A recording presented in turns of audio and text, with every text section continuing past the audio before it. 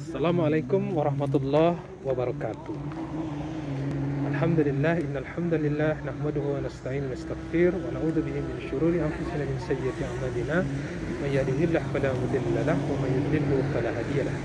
Asyhadu an la ilaha illallah, asyhadu anna Muhammadan abduhu wa rasuluh.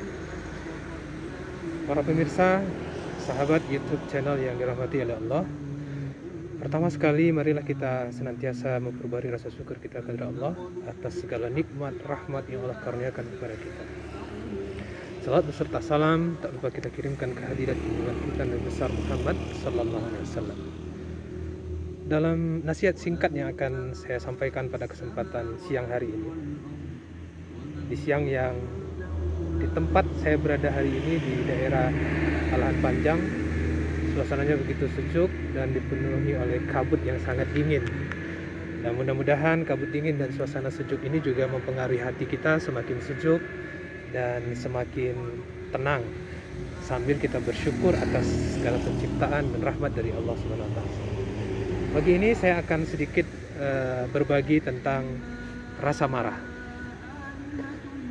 Dalam sebuah hadis yang masyhur dikatakan bahwa Nabi SAW bersabda, la tabtab walakal jannah, janganlah kamu marah, bagimu surga. Hadis ini diriwayatkan oleh Imam Tabrani. Bahwa rasa marah adalah rasa yang mungkin ada pada diri setiap orang, dan ini sangat dipengaruhi oleh kondisi internal dan eksternal di dalam dirinya. Siapa sih yang nggak pernah marah? Ya nggak? Dalam kehidupan sehari-hari ketika kita berinteraksi dengan orang lain, apakah itu keluarga, rekan kerja, dan siapa saja di sekitar kita, mungkin ada sesuatu yang menimbulkan clash, perbedaan, sehingga menimbulkan rasa marah. Dan ini adalah sifat alami yang dimiliki oleh manusia. Hanya saja rasa marah ini ketika kita kelola dengan baik, dia akan mendatangkan kebaikan bagi diri kita, kesehatan, ketenangan hati, dan juga perasaan yang selalu optimis. Makanya di dalam hadis tadi Nabi SAW mengatakan, la taghdab walakal jannah, janganlah kamu marah, bagimu surga. Nah, ini kira-kira analisanya seperti apa? Salah seorang ilmuwan dari Cambridge University, namanya Dr. Molly Crockett, mengatakan bahwa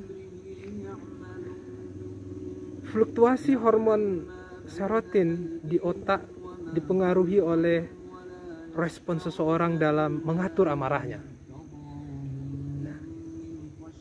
Apa itu hormon serotonin? Dikatakan juga bahwa hormon serotonin itu adalah hormon yang bertugas untuk membawa pesan antar sel di dalam otak. Artinya apa?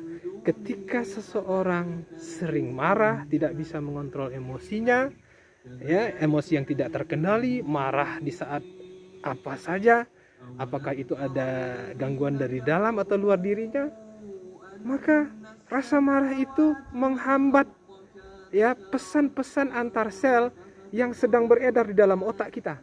Sehingga apa? Tentunya ini juga akan menghambat sistem, ya, yang telah Allah buat di dalam otak kita ini bekerja secara optimal. Nah, ketika sistem di dalam otak kita bekerja tidak maksimal, maka disitulah memungkinkan akan terjadi sesuatu yang tidak terorganisir dengan baik. Bisa saja menimbulkan penyakit, dan bisa saja menimbulkan perasaan tidak enak, atau juga secara fisik berpengaruh terhadap otak kita. Dan juga dikatakan bahwa hormon serotonin ini sangat mempengaruhi, ya, dan bisa mempengaruhi kondisi hati seseorang karena respon otak itu tadi, ya. Jadi kalau hormon serotonin kita ingin baik dan hubungan antar sel dalam otak kita ingin baik, maka marilah kita mengontrol emosi. Nah, sahabat sekalian, di sisi lain, ternyata di dalam tubuh kita ada juga namanya sebuah protein yang disebut dengan sitokin.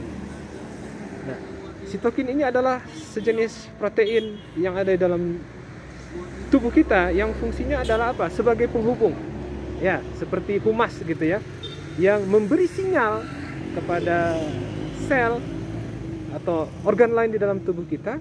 Ketika ada satu bagian di dalam tubuh kita yang sakit, maka sitokin ini akan memberikan sinyal kepada sel, protein atau bagian tubuh yang lain di dalam tubuh kita berupa ya katakanlah antibody gitu ya, yang dimana dikatakan dalam literatur bahwa sebenarnya ketika kita diserang penyakit itu tubuh kita secara alami mampu untuk menyembuhkan dirinya sendiri. Nah, dia mampu menyembuhkan dirinya sendiri karena ada diantaranya adalah fungsi dari sitokin ini tadi. Karena sitokin ini memberi sinyal kepada antibodi untuk segera datang gitu ya, mengobati secara alami penyakit yang kita derita tadi. Nah, jadi ketika kita marah ternyata apa? Bisa seseorang marah, ternyata ada ribuan sel-sel sitokin di dalam tubuh kita ini yang mati. Sehingga apa? Ketika kita marah, ribuan sel sitokin dalam tubuh kita mati, sehingga sistem dalam tubuh kita tidak bisa bekerja dengan baik untuk memperbaiki, menyembuhkan ketika ada satu bagian di dalam tubuh kita yang sakit atau terkena penyakit. Nah, artinya apa?